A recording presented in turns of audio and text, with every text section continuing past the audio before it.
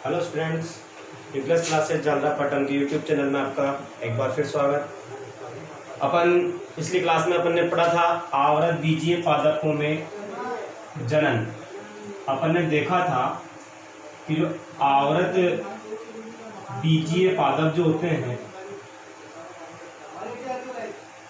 आवर्त बीजीय पादपों में जनन देखा था अपन ने कि आवर्त बीजीय पादप जो होते हैं इसके अंदर मुख्य पीढ़ी जो होती है द्विगुणित होती है, अर्थात बीजाणुद्भिद होती है। यह दीर्घजीवी होती है, यह अपन देख चुके थे। दीर्घजीवी स्वकोशी होती है और साथ ही यह जड़, तना और पत्ती में विभेदित होती है। यह अपन द्विगुणित बीजाणुद्भिद पीढ़ी की बात कर रहे थे। और इसकी जो अगुणित युग्मकोद्भिद पीढ़ी होती है यह अल्पजीवी होती है, अल्पजीवी होती है और ये हासित होती है। हमने देखा था कि ये जो होता है इनके अंदर अस्पष्ट पीढ़ी एकांतरण होता है। पीढ़ी एकांतरण जो होता है वह अस्पष्ट होता है, अस्पष्ट का है। ये अपन पहले देख चुके हैं। उसके बाद आवर्त बीजीय पादपों में अपन जनन की बात करते हैं तो आवर्त बीजीय पादपों में जनन दो प्रकार से होता है। एक तो होता है अलैंगिक जनन और दूसरा जो होता है लैंगिक जनन। अपन देखते हैं सबसे पहला अलैंगिक जनन। अलैंगिक जनन एक्चुअल में कहते हैं किसको है? तो ऐसा जनन जिसमें अर्ध सूत्री विभाजन नहीं पाया जाता। इसमें अर्धसूत्री विभाजन का क्या होता है? अभाव होता है। अर्धसूत्री विभाजन नहीं होता। अब अर्धसूत्री विभाजन नहीं होता तो युग्मक जानते अपन शुक्राणु, अंडाणु, पुंगंग, अंडाणु, पुंकेसर के अंदर जो बनते हैं तो अर्धसूत्री विभाजन होता ही नहीं, तो युग्मक निर्माण की क्रिया भी नहीं होती। तो युग्मक निर्माण भी नहीं होता। और जब युग्मक निर्माण नहीं होता तो युग्मकों का संलयन भी नहीं होता। अर्थात ऐसा जनन जिसमें अर्धसूत्री विभाजन का अभाव पाया जाता है, साथ ही युग्मक निर्माण की क्रिया भी नहीं होती और युग्मकों का संलयन नहीं होता, ऐसे जनन को अलैंगिक जनन कहते हैं। इसमें युग्मकों का निर्माण नहीं होता, मतलब कि इसके अंदर समसूत्री विभाजन होता है तो युग्मकों का संलयन नहीं होता। तो ऐसा जनन जिसमें युग्मकों का संलयन नहीं होता उसे असंग जनन या एपोमिक्सिस भी कहते हैं। इसे एपोमिक्सिस या असंग जनन कहते हैं। उसके बाद अपन देखते हैं कि ये तो हो गया अलैंगिक जनन। अब आवर्त बीजीय पादपों में जो अलैंगिक जनन होता है ना, ये दो प्रकार का होता है। एक तो होता है अनिषेक बीजता। अनिषेक बीजता क्या होती है कि है तो ये एक्चुअल में अलैंगिक जनन है। इसमें जो परिवर्धन होता है वो परिवर्धन बीज के द्वारा ही होता है। किसके द्वारा होता है?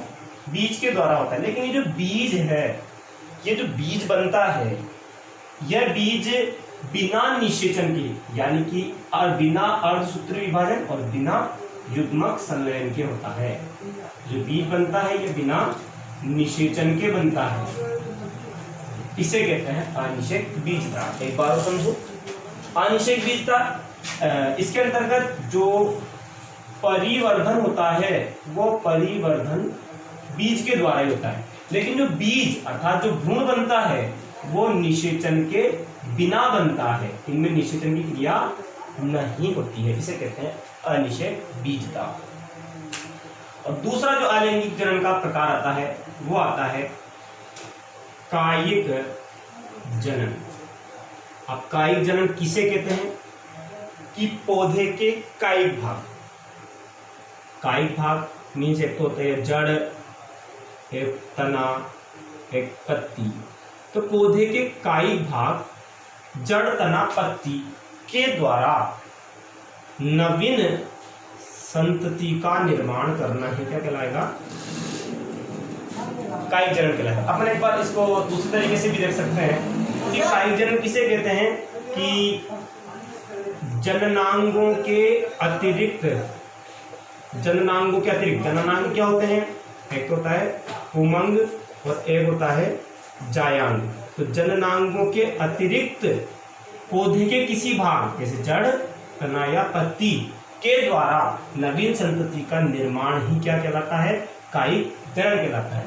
अब कायिक जनन में जो भाग लिया जाता है, कायिक जनन में भाग क्या लेंगे भाई, या तो उपयोग में आएगा जड़ या तना या पत्ती। तो वह भाग जो कायिक जनन में उपयोग में लिया जाता है उसे कहते हैं प्रवर्ध। अर्थात कायिक जनन में जो भाग लिया उसे प्रवर्ध कहा, तो प्रवर्ध के द्वारा होने वाला जनन प्रवर्धन, इसीलिए इसे कायिक प्रवर्धन भी कहते हैं, कायिक प्रवर्धन भी कहते हैं।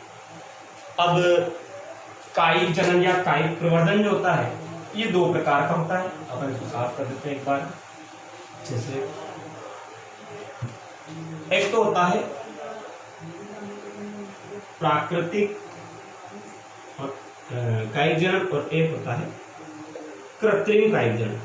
प्राकृतिक कायिक जनन ऐसा कायिक जनन जो प्रकृति में निरंतर कई सालों से, जब से पृथ्वी से बनी है तब से, जब से जन्म हो रहा है तब से चला आ रहा है, इसमें मानव की क्रियाकलाप का कोई हस्तक्षेप नहीं होता, उसे कहते हैं कायिक प्रवर्धन, प्राकृतिक कायिक प्रवर्धन। तो ये होता है, सबसे पहले अपन बात करते हैं जड़ के द्वारा।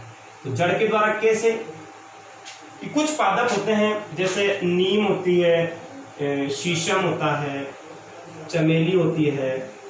तो नीम, शीशम, चमेली, इनकी जो जड़ें होती हैं उन जड़ों में अपस्थानिक कलिकाएं निकल आती हैं और यह अपस्थानिक कलिकाएं जो होती हैं यह अंकुरित होकर नवीन पादप को जन्म देती हैं। तो ये जड़ के द्वारा प्राकृतिक कायिक प्रवर्धन खुद अपने आप ही हुआ। एक होता है तने के द्वारा। तने के द्वारा कायिक प्रवर्धन कैसे, कि कुछ तने रूपांतरित तने होते हैं, जैसे हमने पढ़ा है 11वीं में प्रकंद होता है, प्रकंद जैसे अदरक एग्जाम्पल। उसके बाद कंद आपने पढ़ा हो, आलू को कंद कहते हैं। एक होता है शल्क कंद या बल्ब, शल्क कंद, शल्क कंद लहसुन। इनको टुकड़े, इनके टुकड़े अलग करके जब भूमि में रोपे जाते हैं तो ये नवीन पादप का निर्माण कर लेते हैं। तो ये हो गया तने द्वारा कायिक प्रवर्धन। लेकिन तने कुछ और होते हैं रूपांतरण, जैसे एक होता है ऊपरी भूस्तरी। ऊपरी भूस्तरी में आती है घास, घास, दूब के अंदर ये तने जो ऊपर होते हैं कि पर्व संधियों के ऊपर इनमें जड़ें पाई जाती है। तो ये जो होता है यहाँ पे जड़ें होती है, तो यहाँ से ये नवीन पादप बन सकती है, कि यहाँ पे फिर वापस घास एक पौधा और बन जाएगा। तो इस तरह से ये ऊपरी भूस्तरी। एक होता है अंतर्भूस्तरी। अंतर्भूस्तरी पुदीना। पुदीना में क्या होता है कि जो पौधा होता है उस पौधे के जो तना होता है भूमि के नीचे की तरफ जाता है, यहाँ पे नवीन पत्तियां जाती है, ये भूमि का निचला क्षेत्र, और ये यहाँ पर, तो ये जो नया पादप बन जाता है, फिर ये इसका तना नीचे जाता है, तो ये फिर यहाँ पर पत्ते, तो नया पादप ये भी बन जाता है। तो इस तरह से ये नवीन पादप का निर्माण करते हैं, लेकिन भूमि के नीचे भूमिगत भाग में जाकर। तो अंतर्भूस्तरी। तो एक होता है भूस्तरी, स्ट्रॉबेरी। ये जो तने हैं ये अनुकूल परिस्थितियों में अपस्थानिक कलिकाएं बनाते हैं और नवीन पादप का निर्माण करते हैं। ये हो गया तने द्वारा। और एक होता है प्राकृतिक कायिक प्रवर्धन पत्ती द्वारा। पत्ती द्वारा प्राकृतिक कायिक प्रवर्धन में जैसे आप लोगों ने देखा हो, ब्रायोफिलम की जो पत्ती होती है पत्थर चट्टा, तो उस ब्रायोफिलम की पत्ती की जो पर्णफलक की खांचे होती है, ये भूमि पर गिरने के बाद इसमें अपस्थानिक कलिकाएं निकल आती हैं जो नवीन पादप का निर्माण करती है। ये हो गया प्राकृतिक कायिक प्रवर्धन। अपन एक बार फिर देखते हैं। अपन ने पढ़ा था अलैंगिक जनन। अलैंगिक जनन किसे कहा था, कि ऐसा जनन जिसमें